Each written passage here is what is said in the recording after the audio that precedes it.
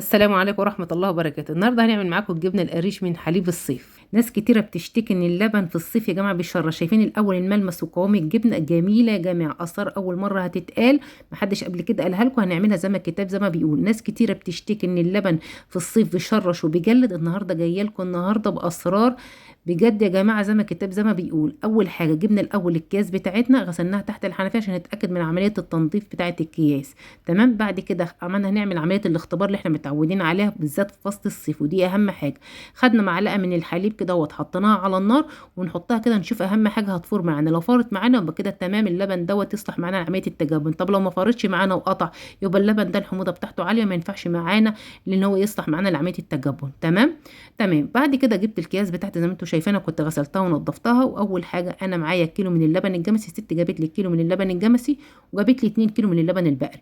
اللبن اللي انا بفضيه ده لبن جمسي ابيض زي ما انتم شايفينه، ولسه محلوب وكان جاي لي تمام، مش سخن ولا اي حاجه. تمام. هي اللي كانت جايبه لي لسه كان ايه الساعه 1 الظهر. تمام. دلوقتي انا بفضيه حلو كده اهوت ايه بسكينه كده. وبعد كده هفضي برده 2 كيلو من اللبن البقري اللي انتوا شايفينه ده. اللبن بقري يا جماعه، عشان ناس كتيره جات لي بتقول لي اللبن البقري لونه كده ابيض، هو مدي فيه لون صفار بسيط. انا ما بحبش اللبن اللي هو اللبن اللي بيبقى اصفر جامد ده، ما بيبقاش حلو في الجبنه. تمام. اللبن البقري اللي هو الطبيعي اللي لونه حلو اللي يشبه اللبن اللي هو الجاموسي بيبقى حلو جدا. تمام. يبقى معانا كده 2 كيلو من اللبن البقري وكيلو من اللبن الجمسي، يعني 3 كيلو. ركزوا عشان هتسمعوا المفاجأة دلوقتي، اسرار اول مرة تتقال، وهعرفكم ليه اللبن بتاعكم بيشرش في الصيف عشان تعملوا احلى جبنة، تعملوا منها مشروع والله. دلوقتي اول حاجه اهم حاجه اللبن ده احنا مش هنحطه في الصيف على النار خالص غير الشتاء. ليه؟ عشان ما يشرش معانا. اسمعوا بس، ده فيه اثار كتير. دلوقتي رحنا جايبين بقى فضينا في الحله بتاعتنا نضيفه، حله ستانلس المونيا اي حاجه، فضيناها وحطيناهم طبعا اللبن، وجبنا طبق بلاستيك حلو كده اهوت وحطينا فيه كده ايه بشكير كده نص كده في الارضيه كده بتاعه الطبق، والنص التاني غطينا بيه ايه الحله. تمام.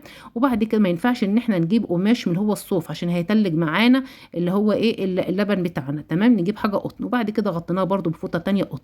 هنركنه كده وما نقربش ناحيه الطبق خالص، ولا نهز ناحيه الطبق اللبن خالص. ليه كده؟ لو احنا هزينا الطبق هيبوظ معانا عمليه التجبن، الخصره بتاعتنا هتتهز فهتبوظ معانا الجبنه، وعلى طول نشتكي ليه ما بتتماتش معانا، عشان حضرتك بتكوني ايه يعني ايه هزيتيها او حركتيها، فلازم تحطها في مكان ثابت. تمام. دي اول حاجه. بعد كده انا سبتها من 1 الظهر لغايه تاني يوم الصبح الساعه 7 الصبح. بمسكها كده سبتها 18 ساعه يا جماعه، اكتب لكم كل حاجه في صندوق الوصف. بعد كده بحرك الحله كده بالراحه كده بشوفها، لقيتها صلبه والخصره بتاعتي جامده، ويبقى كده اتجبنت معايا وكده تمام. كده شروط عمليه التجبن تمام معايا. بعد كده خدت معلقه بقول لك القشطه اهي، شلت القشطه وبوريكي كده الجبنه الخصره بتاعتي ناعمه وملمسها جميل ازاي. شايفين؟ انا بوريكي خدت حته كده بوريها لك. اهم حاجه اتاكدي ان انا الجبنه بتاعتي ما شرشتش. شايفه؟ اتاكدي ما فيش ريحه ميه خالص. تمام. عشان لو شرشت بتبوظ معانا الجبنه وطعمها مش حلو، لازع كده ومش حلو، دي بتفرق من ست لست. بعد كده بقى ايه بالراحه كده شلت الطبق بتاعي وجبتها. طب انت هتشيل القشطه الوش ده؟ لا مش هشيله. ليه؟ لان احنا في الصيف هيبقى طري، لازم نحطه في التلاجة كده 5 ساعات كده، او ممكن نسيبه من بالليل كده اهوت لغايه الفجر، نصلي الفجر ونشوفها. ما تسيبهاش اكتر من كده في الصيف عشان ما تشرش معاك، يعني 5 ساعات بالظبط في التلاجة. القشطه كده اتجمدت كده، وش اللبن كده اتجمد وبقى حلو، طلعته من التلاجة. تمام. زي ما انتوا شايفينه كده اهوت اتماسك معايا وبقى صلب وحلو. هبتدي بعد كده هوزن لكم القشطه. ركزوا معايا، عايزه اقول لكم ال 2 كيلو لبن بقري احنا مش هنحسب الدسامه بتاعتهم. ليه؟ اللبن البقري ما فيهوش دسامه، ما بيطلعش دسامه. عشان تطلعي دسامه من البقري، وقبل كده جالي سؤال، لازم تعملي اقل حاجه 20 كيلو من اللبن البقري عشان يطلع لك وش وقشطه. لكن انت هتحسبي، هحسب من كيلو لبن جمسي، بيدل ان الست اللي انا جايبه منها لبنها حلو. القشطه انا طلعتها ديت حتى لونها ابيض، هي طلعتها من كيلو اللبن جمسي. تمام. شايفينها؟ هتطلع معانا قد ايه؟ هتطلع معانا دلوقتي هتشوفوها هتطلع معانا 323، يعني قولي 300 جرام. شلت القشطه كلها خالص. شايفه القشطه طريه ازاي؟ برضو احنا في الصيف طريه. طب انت هتعملي عشان تتجمد وتبقى حلوه، ما ينفعش ان انا اخضها دلوقتي. بقول لك 323، يعني قولي 300 جرام. بكام القشطه دي؟ في سبيل القشطه بتبقى مش عارفه ب 120 ولا ايه القشطه. لكن دلوقتي خلي بالك، دلوقتي هحسب لك القشطه دلوقتي، وهحسب لك الزبده طلعت معايا زبده قد ايه، وهقول لك وفرت قد ايه عشان لو انت عايزه تعملي مشروع. تمام. ركزي معايا. دلوقتي انا بقى القشطه لو انت عايزه تاكليها دلوقتي كليها طريه وجميله جدا. طيب لو انت بقى جات لي سؤال، واحده ينفع ان انا اعمل الجبنه بخيرها؟ تنفعي تعملي الجبنه بخيرها وكل حاجه، يعني القشطه فيها تنفعي وكل حاجه وتبقى جميله، بس خلي بالك هتبقى تقيله معاكي. فالافضل انك انت بعد ما تيجي تشكلي الجبنه بتاعتك في الحصيره بتاخدي خرطه وتحطها على وش القشطه دي وتاكليها، بتبقى تحفه بجد، هتدعي لي عليها. تمام. بقول لك تعالي نشوف الخصره بتاعه الجبنه. شايفه الخصره بتاعتي جميله، ملمسها ناعم وجميله ازاي، وخدي بالك ما شرشتش معايا، ما فيش ميه اي خالص. دلوقتي هقول لك على شايفه الخرطه ملمسها جميل، ده لسه كمان يعني عايزه تطلع تاني في كتير، يعني جلسه ما شاء الله الله اكبر. الخرطه صلبه وجميله، مش مشرشه مش متفله مش اي حاجه. كل ده عشان متابعه الشروط بتاعت الصح يا جماعه. هقول لك على كله، هقول لك ليه اللبن مشرش معاكي في الصيف بالذات. بقول لك القشطه دي دلوقتي انا هحطها في التلاجة عشان انا عايزه اخضها واعملها الزبده، فما ينفعش ان انا ايه اسيبها بره كده في الصيف، هتتعبني. وهقول لك دلوقتي كمان هتتعبني دلوقتي في الصيف، هقول لك هتعملي فيها ايه. شايفه بقول لك اهم حاجه، شايفه الملمس بتاعي، اتاكدي من الملمس ناعم، دي بقى اول ما تشوفي الملمس كده تعرفي انت تعملي احلى جبنه فلاحي. تمام. طيب دلوقتي بقى ايه، انا رحت بقى ايه، جبت دلوقتي صينيه كبيره وجبت تحتها شبكه عشان هحط الحاصره بتاعتي. الحاصره ديت ايه، ممكن ديت يا جماعه في مقاس متر وفي مقاس مترين. الحصيره دي سالتوني كتير، دي بتتباع في الاسواق يا جماعه، السوق الكبير بتتباع فيها ومش غاليه، ممكن ب 45 وفي الكبيره تعمل 100، يعني مش غاليه، بتفضل معاكي عمر. وهقول لك ايه لشروطها ان تفضل معاكي تحتفظي بيها وما تبصي وما تكونش الحصيره بدوام. الفلاحين بيبقى عندهم الحصيره فيها سواد كده اهو، لازم كل مره تعملي الجبنه الفلاحي تغسلي الحصيره بتاعتك حلو وتشمسيها. تمام. عشان بيبقى فيها لطعه سودا كده، وديت غلط لما تيجي تعملي الجبنه الفلاحي. احنا بنعملها في البيت عشان النظافه، لازم حصيرتك تكون نظيفه. عايزه اقول لك الحصيره دي بقالها فتره عندي انا محافظه عليها، كل ما اعمل اروح اغسلها بميه دافيه، ان بيبقى فيها ايه جبنه كده، ومكان القشطه كده اهوت بتبقى تقيله، فلازم اغسلها بميه دافيه حلوه وانشرها كده على اي سور البلكونه او اي حاجه، ما ينفعش تنشرها على الحبل. تمام، عشان ما تتقطعش معاكي. تمام. دلوقتي رحت جايبه الجبنه بتاعتي غطيتها وسبتها نص ساعه في الحصيره، سبتها نص ساعه تنزل الميه. دلوقتي عماله اعدل فيها، سبتها نص ساعه، ايوه نص ساعه مش اكتر من كده، او ممكن كمان ايه ربع ساعه في الصيف. تمام. فضلت اعدل فيها من هنا لهنا زي ما انتوا شايفينها كده اهوت، اهيت عماله اقول لك اهيت. ودلوقتي اهوت يا جماعه انا سبتها. دلوقتي عايزه اقول لك ان انا قبل ما ادلقها في الحصيره وهي في الحله ممكن تاكلها كده زبادي او تاكلها لبن رايب، يعني قبل ما اقلبها في الحصيره طبعا، وقايله كل الكلام ده في الفيديوهات اللي فاتت برجع لها. طبعا فضلت اعدل فيها كده اهوت، وبعد كده ما عدلتها زي ما انتوا شايفينها هروح بقى اعلق. عايزه اقول لك بقى ايه اللي بيخلي الجبنه عندك بتشرش، ركزي معايا. بصي في الفلاحين مش العيب منك انت لما تعملي الجبنه وبتشرش معاكي تقولي انا عملتها وشرشت معايا في الصيف وباظت وجلدت وتفلت، لا العيب مش منك، العيب من الست اللي انت بتجيبي منها اللبن، او من الراجل اللي انت بتجيبي منه اللبن. طب ازاي؟ دلوقتي انا هاخدها دلوقتي واروح اعلقها دلوقتي في باب البلكونه، اي حاجه عندك، في اكره الشباك، في مسمار يكون جامد، اي حاجه، المهم انك تعلقها كويس وتتاكدي انها اتعلقت حلو، وتحط صينيه او حاجه تتلقى الميه بتاعتها. دلوقتي انا جبت علبه دلوقتي وحطيتها على الميزان عشان اوزن الشرش. بتوزني الشرش ليه؟ هقول لك دلوقتي انا بوزنه ليه. ركزوا بس معايا. جاب 100 ديت لتر و200 جرام من الشرش. انا بقول لك ليه بالجرامات عشان هقول لك دلوقتي. طيب والزبده دلوقتي طلعتها من التلاجة وهبتدي اخضها، لازم بقى ايه ابتدي اخضها، طبعا هي طريه معايا دلوقتي وهقول لك. بس خلينا دلوقتي، شايفه بقول لك لو في الوقت ده عايزه تاكليها بتبتدي تاكليها بالف هنا، وممكن بعد ما الجبنه تخلصيها يعني في الحصيره تشكليها، بتقطعي لك خرطه وتحطها من على الوش تبتدي تاكليها، لكن دلوقتي انا هخضها. تمام. جميله جدا جبنه القشطه بتاعت الجبنه يا جماعه الفلاحه، بتبقى مسكره حلو. طبعا انا عملت الزبده يا جماعه انا هقلب فيها كده، طبعا هي مش هتتخط بسهوله، انا هحطها في ايه في محضره الطعام او في الهاند بلندر. تمام. تعالوا دلوقتي اقول لكم ليه اللبن بيشرش معاكم في فصل الصيف وبيطلع حته الجبنه متفله ومجلده، ودوت الفيديو بتاعنا الاساسي اللي احنا عايزين نتكلم عليه عن النقط ديت. ليه الراجل المفروض البهيمه بتاعته بيبقى جسمها سخن، المفروض يبرد عليها، يعني المفروض يصحى من الفجر كده يروح يوديها الترعه كده ويحميها، ولما يجيبها كده يجي يحلبها كده تلاقي لبنها مسكر وترمي معاه كده وتعملي احلى جبنه كده فلاحي زي العسل. لكن ساعات الراجل بيكسل وما بياخدش باله خالص، ساعتها اللبن يوصل لك بقى وانت حضرتك تسخنيه وتيجي تغليه تلاقيه راب معاكي، فساعتها الغلط مش منك، الغلط منه هو.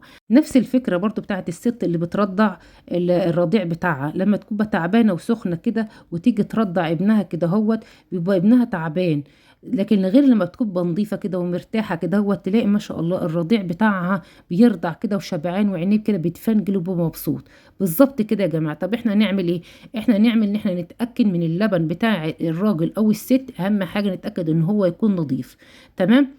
بيكون نضيف ازاي؟ بتشوفي كده هوت الاول تعملي عمليه الاختبار اللي انا قلت لكم عليها، دي اهم حاجه. لو عملتيها ونجحت معاكي اللبن هيطلع معاكي او الجبنه اللي هتطلع معاكي تطلع معاكي في منتهى الجمال زي العسل. بالذات في الصيف لازم تعملي عمليه الاختبار اللي هي المعلقه، تاخدي حبه من اللبن قبل ما تحطهم على النار، لقيتيه قطع معاكي ترجعي اللبن ده فورا وتعتمد ان الراجل ده لبنه مش حلو. تمام. دلوقتي احنا خضينا الزبده، وبعد ما خضيناها في محضره الطعام او الهاند بلندر كده اهوت، احنا في الصيف الفلاحين بتبقى صعبه علينا ان الزبده تتخض، بنحطها في الفريزر. بس طبعا انا كنت مستعجله، كان تالت يوم العيد وما عنديش مكان في الفريزر، فانا ضربتها في الهاند بلندر. طبعا شطفتها حلو بالميه كده عادي بالحنفيه يا جماعه، ولازم اشطفها كده عشان تنزل اللبن اللي فيها، عشان لما اجي اسيحها ما تدينيش مراره. وسببين: السبب الاولاني لما تجيبي الزبده من الفلاح بتبقى بهيمها مش نظيفه، فبالتالي بتخلي معاكي الزبده مره. والسبب الثاني ان ما بتشطفش الزبده بتاعتها فبرضه بتديها مراره. دلوقتي بقى ايه، زي ما بقول لك كده اهوت، انا بوريكي كده ايه سمكيه الزبده ناعمه وجميله جدا، وطبعا طريقه هحطها بقى في الفريزر او في الثلاجه تتجمد. احنا هنفطر بيها دلوقتي. كل سنه وحضراتكم طيبين. طبعا الجبنه بتاعتي قعدت معايا 3 ساعات، معلقاها كده في البلكونه كده في باب البلكونه، في الباب بتاع البلكونه. اي مسمار عندك 3 ساعات او ساعتين في الصيف ما تكتريش. دي غير الجبنه بتاعت الشتاء. جبنة الشتاء بنحطها من المغرب لغاية تاني يوم عادي، لكن جبنة الصيف 3 ساعات ساعتين عقبال ما المية ما تصفي منها. اكتر من كده هتجلد معاكي وهتنشف. تمام. شايفة خرطة الجبنة ملمسها ناعم وجميلة ازاي وطرية؟ هوريكي دلوقتي. عايزه اقول لك دلوقتي احنا برضو وزننا كده الجبنه بتاعتنا. انا قلت لك على الميزان بتاعنا، هقول لك على الميزان برضو. الميزان بتاعنا انا كده بقول لك خرطه الجبنه ملمسها جميل ازاي ما شاء الله. لو تبعت التعليمات ديت هتعملي احلى جبنه فلاحي. ومن 3 كيلو لبن ب 70 جنيه. كيلو اللبن البقري عامل 20 جنيه، يعني 2 كيلو ب 40 جنيه. كيلو اللبن الجمسي ب 30 جنيه، يعني العمليه 70 جنيه. عملت ايه دلوقتي؟ انا جبت حبه ملح يعني في حدود كده 20 جرام ملح، معلقه كبيره مش مليانه. رحت رشه كده نصها في ارضيه الصينيه، والباقي كده رصيت الجبنه ورشيت من على وشها بقيه الملح. ما تخافيش، الجبنه القريش ما بتحطلهاش ملح كتير، مش هتبقى حادقه كده، مظبوطه. ده المعيار المظبوط، من 20 ل 15 جرام ملح. طبعا انا بغطاها بكيس، ولازم اغطاها بكيس عشان احطها في التلاجة كده اهو. بسيبها 4 ساعات تتماسك، الملح هيمسكها، عشان بحيث ان انا عامله مشروع ولا حاجه وعايزه ابيع منها ابتدي ارصها كده وابتدي اتحكم فيها وانا ماسكاها. ودلوقتي طلعتها بعد 3 ساعات او 4 ساعات. ممكن تسيبها من المغرب للصبح ما فيش اي حاجه، وتبتدي تشتغلي فيها وتبيعي منها، تحطها في الاطباق بتاعتك وتوزنيها. طبعا انا جبت القشطه جنبها عشان ايه، لو انت عايزه تحطي خرطه على الوش وتفطري منها بتبقى جميله جدا. عشان لو جالي سؤال يعني ينفع نعملها بخيرها، بتعملها بخيرها بس هتبقى تقيله، لكن لما تحطي خرطه كده على وش القشطه بتبقى مسكره وحلوه. تمام. دلوقتي وزنت ايه؟ وزنت 3 كيلو اللي هم 3 كيلو ب 70 جنيه، وزنتهم 800 جرام في سبيل كده. الجبنه عامله 800 جرام. خلي بالك الكيلو الجبنه عامل 160 جرام، وال 800 جرام كده انا بحسب لك 800 جرام عامل 128 جنيه. اما الزبده يا جماعه 163 جرام عاملين 45 جنيه، في سبيل ان كيلو الزبده عامل 280 جرام. يعني وفرنا قد ايه كده اهوت؟ يعني كله المجمل كده 173، وفرناه 104 جنيه. حلو قوي، مكسب جميل جدا ومشروع مربح جدا لما توفري 104 جنيه. طبعا هكتب لك كل حاجه في صندوق الوصف. شايفين الاول ملمس الجبنه بتاعتي وانا بقطعها كده وانا بخرطها؟ عايزه اقول لك جميله جدا جدا. طبعا ديت انا يا جماعه بنفطر منها كده اهوت يومين وبتخلص معانا. زي ما انتوا شايفين الملمس. لو تابعتي اللي انا بقول لك عليه بالتفاصيل هتعملي احلى جبنه صيفي، مقادير مظبوطه وحصري. يعني كل اللي يدوق الجبنه بتاعتي بجد بيحلف بيها والله يا جماعه. طراوه قشطه يعني قشطه. دلوقتي بقى شلنا الميزان بتاعنا وجبنا الجبنه بتاعتنا كده ومتماسكه وحلوه كده اهوت. لو انت بقى عايزه تعملي مشروع بتبتدي تعبيها في الطباق وتبتدي تبيعي منها. لو هتعمليها خزين للبيت هتخزني في البيت، هتبتدي تجيبي اكياس نظيفه، اكياس التلاجة تبتدي تقطعها كده زي المناديل كده، وتجيبي علبه نظيفه وتبتدي تحطي كل خرطه في كيس او كل خرطتين في كيس، وتبتدي تحطهم في العلبه بتاعتك. وتبتدي تجيبي ميه الشرش اللي انا ايه وزنتها معاكم اللي هي كيلو 200. على كل لتر ميه شرش بتحطي معلقه ملح في حدود ال 20 جرام، معلقه كبيره مش مليانه او معلقه صغيره في 15 جرام. الجبنه الفلاحي ما بتبقاش حادقه يا جماعه، بتبقى مظبوطه، وده ملحها المظبوط، والملح حسب رغبتك، بس انا مديكي مقادير مظبوطه. بقول لك شايفه الطراوه وشايفه الملمس جميله جدا جدا. لو بتتفرجي عليها ما تنسيش تعملي اللايك عشان يرفع معايا الفيديو والكل يستفاد، وشيري لي. ولو عايزين اي حاجه تقولي تحت في التعليقات يا جماعه. شايفين بقول لك الجبنه دي احنا هنفطر منها، وابتدي اعبي كده وهنزل دلوقتي ميه الشرشه عليها. طيب احنا عايزين نخزنها. تنفع الجبنه الفلاحي نحطها في الفريزر؟ لو الجبنه الفلاحي حطيتها في الفريزر عشان جالي سؤال هتطلعيها هتلاقيها متفله ومش حلوه معاكي من الفريزر. فالجبنه الفلاحي ما بتتخزنش في الفريزر خالص يا جماعه. اهم حاجه انك انت عايزه تخزنيها، بتخزنيها في ميه الشرش لمده اسبوع، اكتر من اسبوع في ميه الشرش. ميه الشرش خلي بالك بيبقى فيها بكتيريا هتبوظ لك الجبنه، هو بكتيرها اسبوع في التلاجة. تمام. طيب ينفع ان احنا نحط الجبنه الفلاحي نرصها في طبق كده ومباشر كده ندخلها في التلاجة من غير ما نحفظها في ميه ولا في اي حاجه؟ لو دخلتيها الجبنه الفلاحي 3 ايام، تالت يوم بتلاقيها تريم وبتعمل طبقه حمراء، فكده باظت وهترميها. فلازم تحفظيها في ميه شرش. طيب لو احنا هنحفظها لمده شهر، شهر واحد هتغلي لها لتر ميه، على كل لتر ميه معلقه ملح كبيره، وتغلي الميه تسيبها تبرد خالص وتحطيها وتحفظيها لمده شهر. اكتر من شهر هتبوظ معاكي اكتر من شهر. طيب في ناس بيخزنوها كده في معلقه سكر ويسيبوها لمده سنه. لا يا جماعه مفيش حاجه اسمها كده، ده الجبنه الفلاحي من تالت يوم بتبوظ. ايه رايكم في المنظر الجميل ده؟ انا خلصت الفيديو، السلام عليكم.